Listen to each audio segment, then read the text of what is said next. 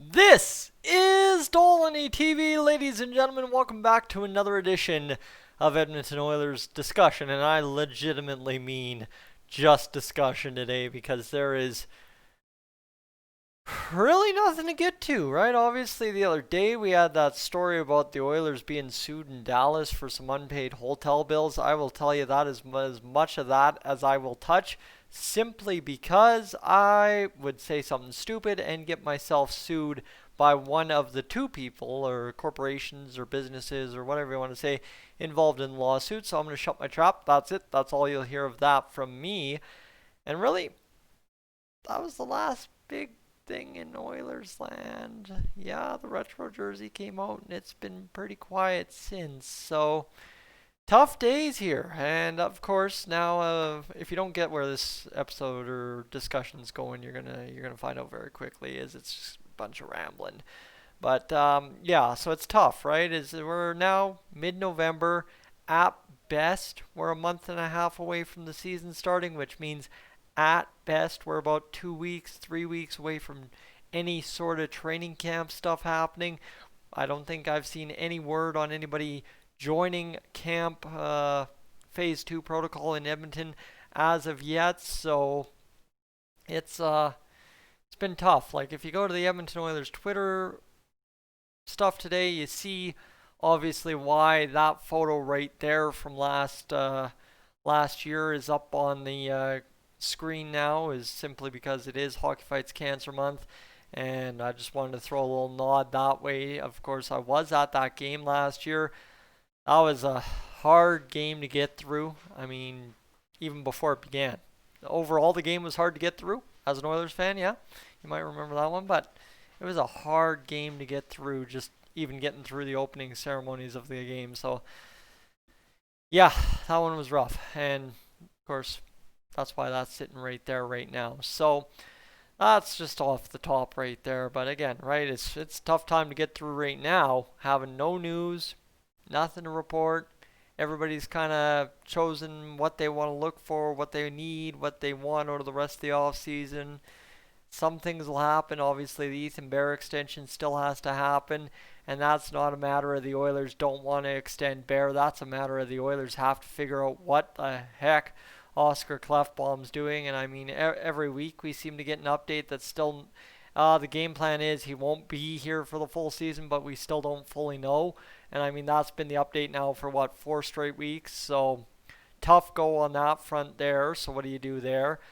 Ryan Nugent-Hopkins contract extension. We keep hearing rumblings that that's in the works, and every couple of weeks that pops up that it's in the works. But at what point can you really make new news out of it's in the works, right? That's what we've had reported since Ken Holland was hired, essentially, is that a Ryan Nugent-Hopkins extension was a big priority for him. And here we are now in November 19th, 2020, and the update is it's still a big priority. So hip hip hooray, right? So that's tough on that front. And I guess the other fronts you look at too is all the prospects over in Europe.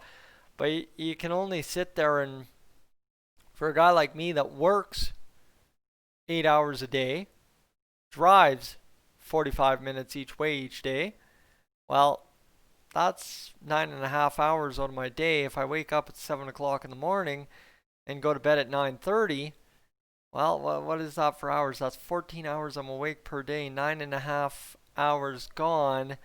Well, that leaves me with 4.5 hours to watch 25 guys play in Europe and try to maintain as well what's going on here in North America with the NHL. I'm sorry, it just can't happen. It just won't happen, and that's why it doesn't happen. That's why you get the sporadic prospect updates. But at the same rate, like, right, is that's about the only big news happening for us. And to 90% of Oilers fans, I'd say at this point, that's really bland news outside of maybe Bouchard, Broberg, Lavoie, and pick your other guy, whether it be McLeod or Maximov or Samorukov. That's about all Oilers fans really seem to care about. When's the last time anyone asked how Gaetan Haas is doing? By the way, he's doing okay now, but when's the last time someone asked how Patrick Russell's doing? No, nobody has. Not on Dolynny TV anyway, I can tell you that much. Unless it's to say leave Patrick Russell in Denmark. Hey, guess what? I had an update from Sam today about Adam Cracknell. Well, Adam Cracknell's playing in Denmark. Nobody even knows Adam Cracknell is affiliated with the Oilers organization at this point, I don't think.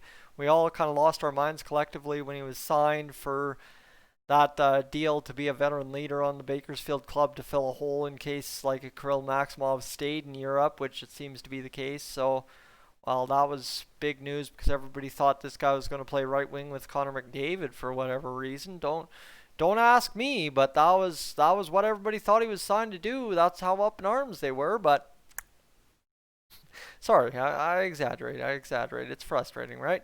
So okay, that's fine. That's dandy. That's taken care of. All right. Well, okay. Move on. So right, Europe, yeah.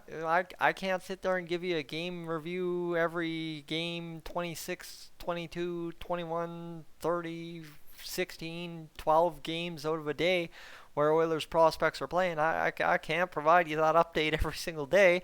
And I mean, quite honestly, knowing how things work here on Dolynny TV after doing this for 2 years, is I can tell you, there is not an appetite for daily updates on how every single Oilers prospect is doing. Heck, most of the time, outside of Bouchard or Broberg, there's not really much of an appetite. Maybe yes, Puljujarvi. That's the other one I was forgetting in Europe. How could I forget that guy? That guy's been like our Europe's mainstay for updates for how long now? But right, and especially the other side too is like half these teams sideline for 2-3 weeks at a time if there's a positive COVID case and yada yada yada. Like try to keep up with 26 guys spread across what 13, 14 different countries. It feels like, and all the way across the Atlantic Ocean and way out of my scope of view in different time zones in a whole nother world. Good luck. And I mean, even as a casual Oilers fan, how do you have anything as a casual Oilers fan? Not as a guy who has to sit here and find topics to discuss every single day if I can. Well, if you're just a casual Oilers fan, I don't imagine as a casual Oilers fan who sits there, hardcore, supports the team. No other team gets his cheer or her cheer, but just supports the NHL team when the NHL is going. Well, I don't imagine you have a clue outside of what you've heard maybe on 1 or 2 social media updates if you've checked Twitter this week, or if you've tuned into Dolynny TV this week, or you watched the Edmonton Journal guys today, or whatever, is you really don't have a sense of what's fully going on. And I guess that's what I'm trying to bring home is even myself, I don't have a full sense because to my point earlier, how do you sit there and watch 20 games in a week when I've got 4.5 hours 5 days a week to crank out probably 2 videos in the evening, eat supper, and decompress from a hard work day and go back to work 7 a.m. the next morning. How do you do it? Right? That's what I'm saying is even at this point, there's so much news in Europe pertaining to the Oilers, but it's absolutely junk and useless if right? I can tell you numbers. Do you like me telling you stats? I'll tell you what happens when I do a stats update video for the Bakersfield Condors. And I mean, this is no knock on the Condors or the Condors fans. This is a knock on just, right, is if you're just a casual fan and you keep your scope on the Oilers small to the NHL level and the main guys, is that doesn't interest you and those videos don't do well. And I mean, I'm not upset about that.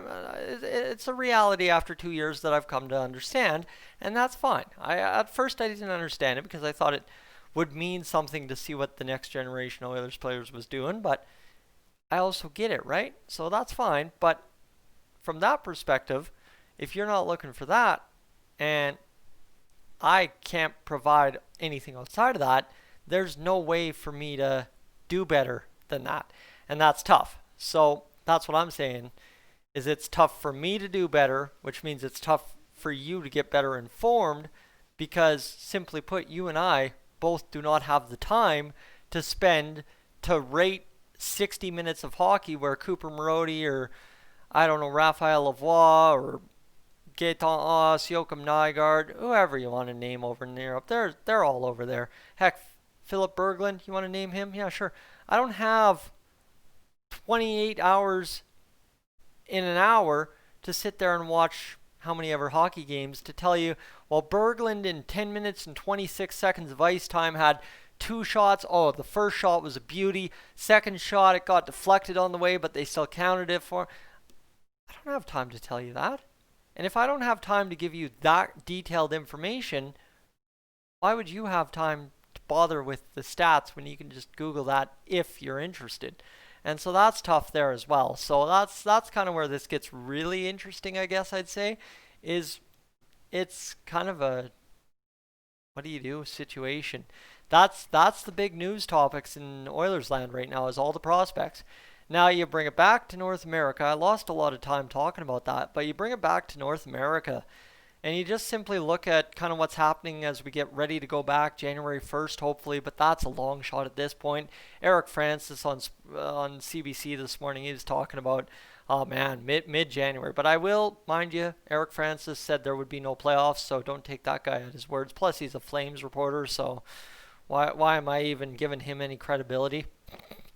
Hey, I respect anyone working for Sportsnet because clearly they have something I don't. I'll be right there. And I mean, I'm just being honest with myself. I'm not being honest with you. I'm being honest with myself on that one. So, right, so, okay, yeah, Eric Francis says mid-January. Well, yeah, that seems pretty realistic when you've got the NHL and the players once again, even though this was all solved back in, June, July, we're squabbling over money again. And you know what happens when the NHL and the players squabble over money? Stupid things that cost the fans more time watching the game than they should have to. Well, yep, that bang, right? Costs us time watching the game because there's no games being played because rich people are arguing with other rich people about rich people getting richer. And it's the stupidest conundrum in the world. But it is how pro sports and anything with unions is run, and that's just the way it is. So, I mean, hey, you know what? We got our own problems here in the province of Alberta with certain things that we got to take care of. So, why am I worried about the NHL negotiations? I guess should be the answer to that, right? Is we got much bigger things affecting your neighbor, my neighbor, and the neighbor down the street when it comes to negotiations like that, as opposed to what our rich millionaire favorite guy to watch on TV when he's playing hockey is negotiating with the NHL for his salary next year, right? Because trust me, your buddy down the street, there's a list depending on where you work in Alberta. It's called the Sunshine List. You can look up what he's making online, seriously, on the Government of Alberta website. So realistically, he ain't making that 3.5 or 3.2 million Zach Kassian's making. So you better look out for him before you start wondering, well, Zach Kassian, he's got to make his money, right? So that's the other side. Those negotiations never give me any hope. It's a lose-lose, and I mean, I can't believe the players in the NHL still don't see it as a lose-lose. One side thinks they're right, the other side thinks they're right, and then all of a sudden half the season's gone, and there's still no agreement to play hockey. And I mean, here I'll be rambling in March that we're not playing hockey at that point if we want to argue about money right now while we're trying to get a season underway on January 1st, right? So that's frustrating. So then again, you go back, well, what's the positive news over in Europe? Well, you and I don't have time to pay attention to what's going over on Europe for Oilers prospects every single waking minute of the day, which there seems to be an Oilers prospect in action from 7 a.m. to 7 p.m. overseas. So you can catch hockey, but I don't know how to watch a Seymour Sports television broadcast on the Amazon Fire Stick. Good luck. I couldn't tell you how to get that done. So right? It's tough. So around and around in circles we go, and we find ourselves at this meeting point here where it's like, yeah, we can spitball things, but there's nothing to spitball. And I mean, we can go over the coals of who we could trade Chase on to, trade him to the Devils, trade him to the Predators, trade him to the Senators, trade him here, trade him there. Oh my goodness, you could trade him anywhere.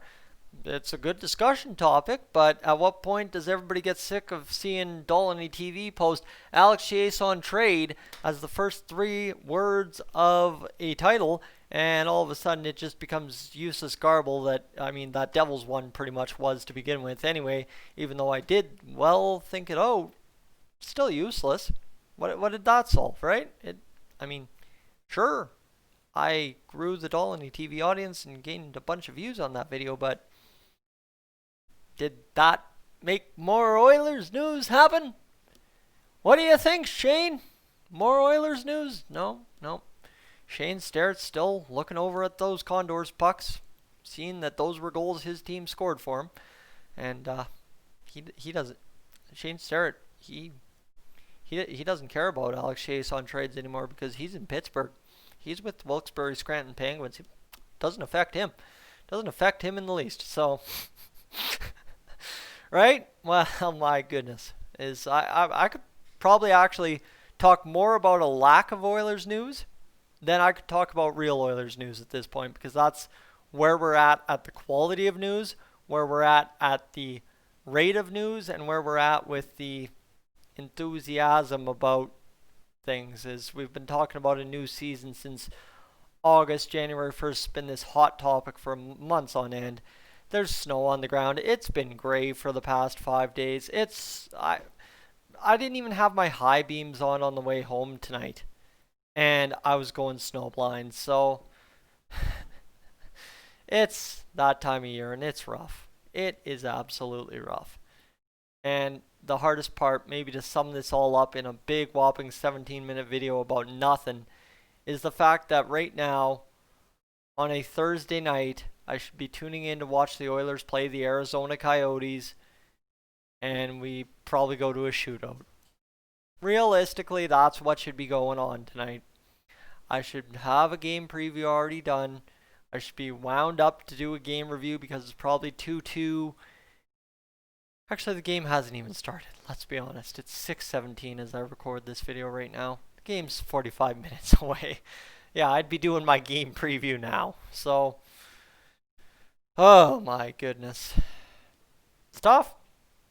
It's tough. Yeah. Well, you know what? I needed to get something up tonight.